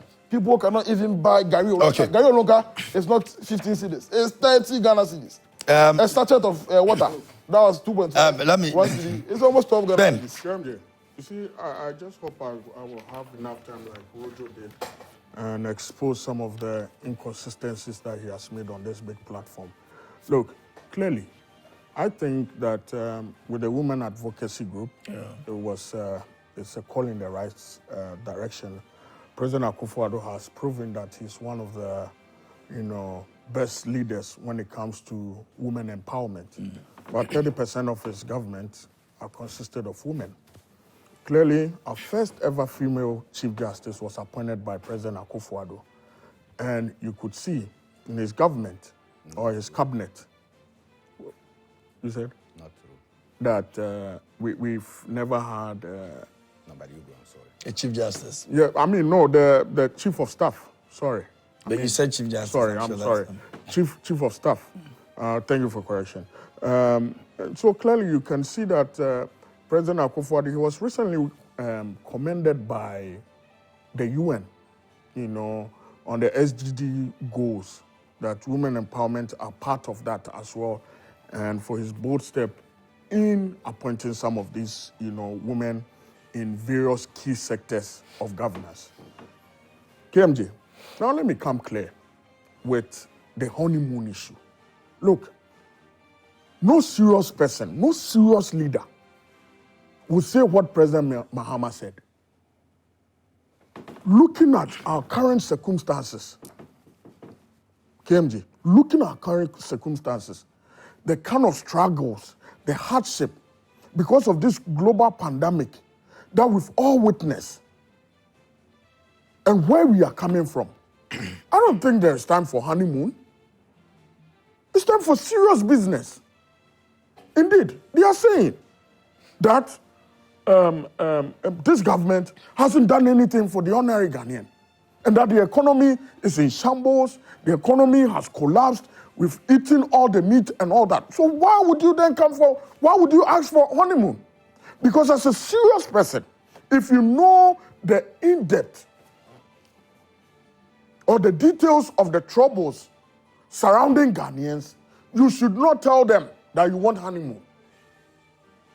Why would you ask for honeymoon? In any case, President Mahama is nobody that we should expect something from him, that should be truthful from him. This president has trust issues with Ghanaians. One, and I always feel that the demise of President Mills showed us that the President Mahama was not ready to be a president. How so? Of course, you were with your boss. If you look at the economy that President Mills built in 2008 to 2012, let's say 2009 to 2012, and then he took over. He took us downtrend. And you can check online. Everybody can Google. From 2012, Ghana's economic growth from 2009 to 2012, 2012 to 2016. And you see that he's the worst president we've ever had. Now, you are blaming that this government hasn't done anything, instead of you to tell Ghanaians that when you come, you hit the ground running. You say you are asking for honeymoon. Is that is the period of trying to see the mess in the economy and all that not part of the hitting the ground running? Every new government has a period of honeymoon per se. We wouldn't even tell it. Your first 100 days, you are being measured by that. The first 100 days is deemed a time to restructure everything. Is that not the same reference he made to the 6 months when he said it could be 6 months or less? President Mahama, 100 days is not 6 months. Well, he said 6 months or less, but I'm saying that President Mahama is asking for about 2 years of honeymoon. Is that what he said? Look, even in his own words, he said 4 years. You cannot use 4 years to do anything for. Yeah, but did he say that the 2 years is? He said that. He said that you cannot use any 4 years. So did he say 2 years is the? You cannot use 4 years to do anything. 4 years is not enough. They say that for any government to achieve whatever he wants to achieve. And we all know that he has only 4 years, right? What I am afraid of is that this same president who sat on in 2016, he wanted the Ghanaian people to renew his mandate to 2020, right? He told Ghanaians that he wasn't a magician to provide jobs for them. And these are online. He told Ghanaians at the time of Doomsor, when everybody was suffering, that Ghanaians complained too much, that if you and I, KMJ, wanted to charge our phone, we should be ready to pay more. You understand? So it's very, very important. It's very, very important that we all know what the former president is capable of doing. Look, I am not worried about former president. You know the person that I'm worried about? Who? I am worried about his brother Ibrahim Mahama. Why? Who, when at the time of his brother's presidency, goes to port, clear his goods, and never pay taxes. It was until when we had won power and Kennedy and Japan threatened him that when we assume office, we will persecute him. The following day, he went to issue a check of 12.6 million Ghana cedis to Ghana Revenue Authority. Meaning, when his brother was the president, he was not paying taxes. And if we had not come to power, all these monies would have been swept under the carpet. The same Ibrahim Mahama, as the brother of the president, would go to port. And then these Aboso kind spare part dealers and other people will go to the port to clear their goods, and they will be stopped. And then they will tell them that, look, the president brother is clearing his goods. Until his goods. Until he is done clearing all of his goods, nobody can clear his goods. You have and I'm telling you this, yes. You have can, when you have time, you can check with Abu So can's paper dealers. They said this, or yes, it was something that was captured. I mean, I don't work with them. How would I have known that when they go there at the time of President Mahama, when they go there to clear their goods, they will tell them that Ibrahim Mahama is the brother of the president, and until he's done clearing his goods, they cannot clear his goods. Really? Yes, and that is why they voted him out of power. We were all here when the bauxite was handed over. I mean, a national treasure was handed over to his brother, Ibrahim Mahama, because he was the president. Were you not here? Now 4 years, he has only 4 years. This time when he goes, he's not coming back again. Can you imagine the kind of things he'll be doing? It's a bit awkward that we never had. Instead of him to tell Ghanaians that when he comes, he's going to do well and hit the ground running for us, he's asking for honeymoon. I mean, President Mahama should come clean. I don't want to say anything. And lastly, Ghanaians should pray for President Mahama. From what I am hearing, because of excess alcohol in his system, he's not well. Oh, no. I'm telling you this. No, I am telling you this. KMJ, look. No. I am Ben. I am telling you this. I'm telling you this. I said Ghanaians should pray for him. Ben. But I'm telling you this. Ben, I am telling you this. Stop. Excess alcohol. No, but Ben. Should I wish him Ben. Should I wish him Ben, are you going to listen to me or not? Are you no Ben? I'm saying that we should pray for him. Ben, are you going to listen to me or not? I'm listening to you. I will not take this. Yes, I understand. Listen to me, please. First of all, you're not his health, whatever it is. You're not his doctor. But that is what we are hearing. No, I won't take what I'm hearing on this show. Oh. If you have records that shows that his doctor has given an indication that he's not well, is drunk. I mean, come on now. I'm telling you. No. I want you to retract that. No problem. You don't have to say he's drunk alcohol and all of that. No problem. I am saying that that he's having health issues currently, and that Ghanaians should pray for him. Who are you to determine that? I am telling you this. No, but you see, that is what we are saying. That is what I'm trying to tell you. That Ghanaians should pray for President Mahama. But I because think he's having health complications right now. But and even his face, that is no. But I think it's totally unnecessary. Well, maybe I should. It's totally unnecessary. Maybe I should just keep quiet. It's totally unnecessary. At the right time, they will come out to tell. Yes, Ghanaians. but you are not as. But I'm sorry. You're not Maybe my mouth is too okro mouth.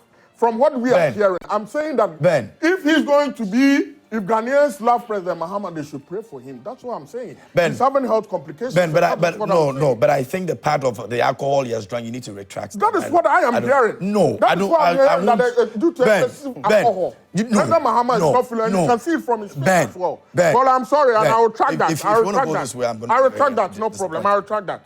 I'll track that. But going on. Everybody has health issues. Yes, that's what I'm saying. But it's not. He's drunk alcohol and all. In a goodwill of the Ghanaian people, am I asking that they pray for him? I'm not saying I'm not wishing him bad.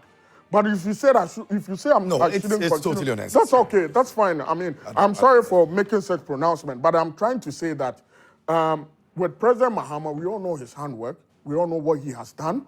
We all know what he promised Ghanaians and what he came to do for Ghanaians. We all know. Look. He is saying corruption. I can tell you, I have 10 people that from the past government, from President Mills, who are currently in jail. You know Eugene Bafuboni, due to corruption. This government came and established the Office of Special Prosecutor. Where are we not here? When Cecilia, the past issue came and investigations are ongoing. Nobody has meddled with that. And look, all of these people, they are in jail because of corruption. Former board chairman of NCA, Eugene Bafuboni. Okay, wrapping up for me. Director General William Tetevi, Deputy National Security Coordinator Alhaji Salifu Mimina, that he had presidential pardon recently. We have board member Nana Owusu Nsiao. We have Cocoa Board CEO's issue is still in court. We have Ernest Thompson, SNIT. We all remember SNIT, the famous, SNIT saga. We have Hassana Kraman, we have Sedina Tamakulo, and a whole lot. You should tell Ghanaians how many, Sedina Tamakulo. Who are still, Benard. And then you sit here and tell us that This government is corrupt. Ben, When we are Ben. fighting corruption Ben. at every bit. Sentinel is not in jail. Benard, let me come to you. Sincerely, I'm scandalized by the kind of Well, pronouncement. I'm not shocked. You will. I'm not By shocked. the kind of pronouncements. I am not shocked.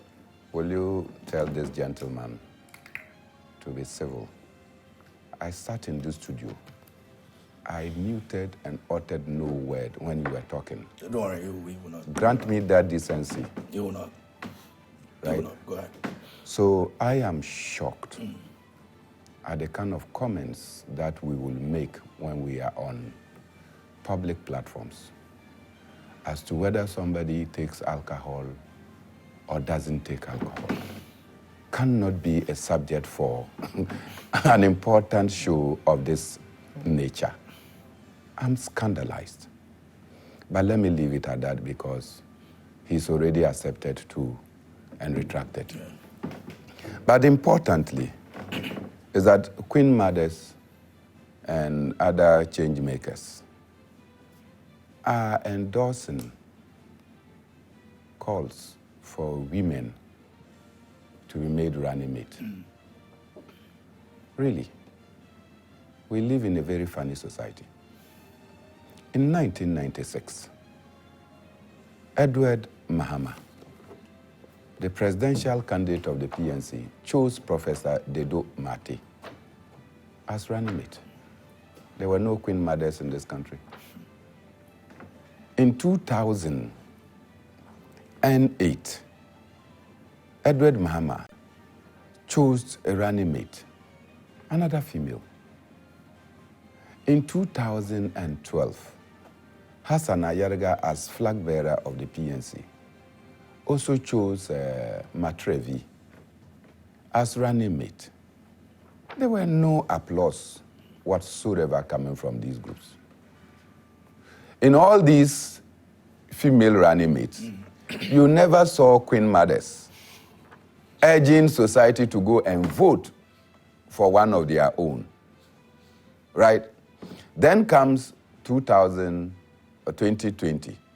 John Mahama chose Professor Nana Jane Opoku. These Queen Mothers did not make any utterances. Neither did we see that women said that because one of our own has been made a running mate, we are going to vote for the person. And sometimes these calls, I don't know how we think they are important. Okay, you are asking that we should choose running mates that are female, right? So they are chosen at the end of the day. Will somebody like Marita Brew Hammond, right? Or my mother, Betty Mould, will they go to vote for a running mate chosen by an MPP flag bearer because he's a woman? Will somebody like Osla Owusu, right, Natoshi, or Frima Pari, did they vote for Professor Jenana Opoku because she was a woman and she was chosen by the National Democratic Congress? A similar incident happened in the primaries. Women were voting against women. I mean, so these calls that our Queen Mothers and other people are making, they are assuming that there is a constituency called women constituency.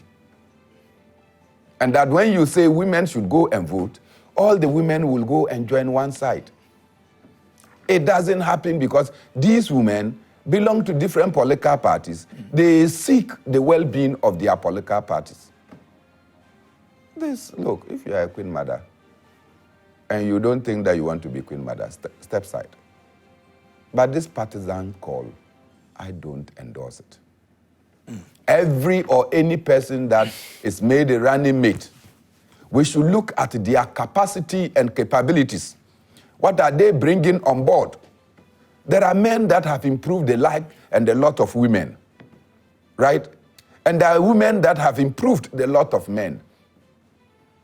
And so we should be looking at persons that will cut across.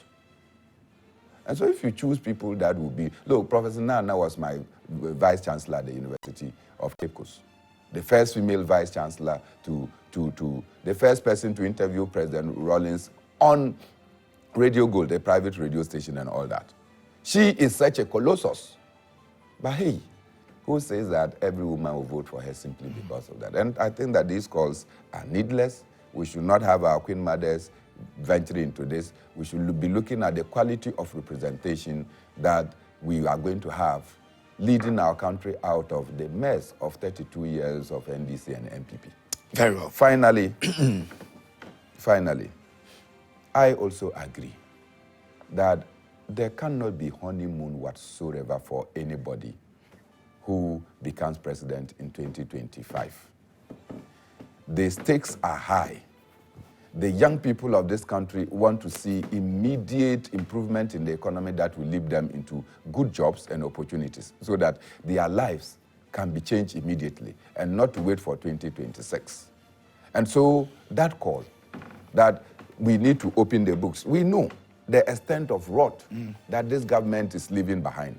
And so we should be preparing for even deeper rot that we are coming to inherit. Whoever then becomes president must begin to fix the problems and not to say that give me time so that I can unearth further the rots. You have to fix the problems. Yeah. And I don't think that this calls for the kind of things. I have been one of the people that opposed when WikiLeaks said that any time you see dark clouds from a certain corner, it means Akufo-Addo was piping weed. I thought that it was nasty to say that of a president or an incoming president. But today, alcoholism is being accredited to somebody.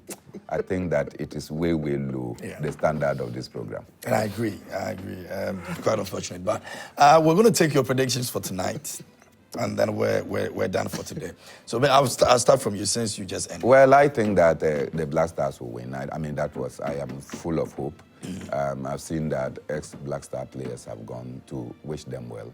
It's going to be a tough encounter. Mozambique also beating Ghana will mean that they probably will have a stake to qualify into the next stage. And so it's not going to be a walk in the park. So maybe a one goal? No, I certainly think that Ghana can sweep them a 3-0. 3-0. No. At our last match with Egypt, I made my prediction before the match started. And I think I even put on my status on my social media handles. I predicted 2-1 win for Ghana. So when the Egyptians, they scored, and then we equalized, and then we also added another goal. I was like, oh, at least I can also become a prophet in my small corner. Because my prediction came. But before I was just typing on my status that I'm now ordained prophet. You come to collect funds. Ordained prophet. Before I could finish posting, the people had equalized. Egyptians had equalized the goal again. And I told people that, see, if we are able to qualify from the group stage, we are going to win the cup. I've watched most of the teams playing the football. So I agree with Comrade Benard Monarh's statement that it's possible for us to win the cup. And I think we'll win the cup if we are able to qualify from the group stage. If you see the attitude of the players in the Egyptian match, it wasn't like the one with the first game. Yeah. You see, they had a fighting spirit and they were all out. And I think football is the only thing that brings all of us together as a Ghanaian. So in times like this, we need to come together and make sure that they win. And when they win, at least will give us some honeymoon in Ghana and break from prediction the current excruciating economic crisis that we are in today. What today, at least Black Stars will score 2-0. Since you did the other time. 2-0. 2-0, right? Yeah. Great. Ben? Well, I feel football brings all of us together, irrespective of our political colors. So I wish the Black Stars very well today. We are hopeful that we'll be able to qualify. And in as much as I wish Black Stars very well, I would want Cape Verde to also beat Egypt so that we can proceed. It's a 2-0 victory, 2-0 win for Ghana. And I hope that our defense will be tight. I have a problem with Ofori as the goalkeeper. I feel he can do more. Some of the goals that we considered in our last game was as a result of not good goalkeeping and our loopholes in the defense. So I wish we know they are going to make us proud tonight, and We plead with Kived as well. Please beat Egypt for us. All right, that will be our conversation this morning here on Newsflash. We wish the Black Stars well. We're hoping that they will be able to win that game so we can advance to the next stage of the competition. But of course, let me say a big thank you to the gentlemen who made it here to the studio this morning to help us with discussions. I really appreciate your presence here. We don't take it for granted. E.A. Metal Nuno is communications team member for the NDC. Benard Monarh has got something special that will be happening tomorrow at 2 p.m. and you have to be there. I mean... I've sent an invite to the MPP youth organizer. And so this is a bipartisan Exactly. thing. So Malema in Ghana is not for one person. And so I urge everyone to be part. Listen, it is for the future of Africa. Yeah. Benard is the former national chairman, People's National Convention, and also the convener for Arise Ghana, joining us this morning here on the show as well. So please do well to make it to the College of Physicians and Surgeons, Accra. That's where the dialogue will be happening. Do not miss out on that. Benard Apia, his communications team member for the NPP, also joined us this morning here on our conversations. Many thanks to you, gentlemen, for coming through, and thanks to you for sending your messages to us as well and contributing to the segment. There is more coming up here on the show. We have Nathaniel Atto bringing some sports. I said what the Golden Girl is on standby with some latest updates in trends and your birthday wishes as well. A bit later, she's got another big conversations of statistics, and you want to be a part of that conversation here as well. My name is KMJ. We're back with some more. Do stay.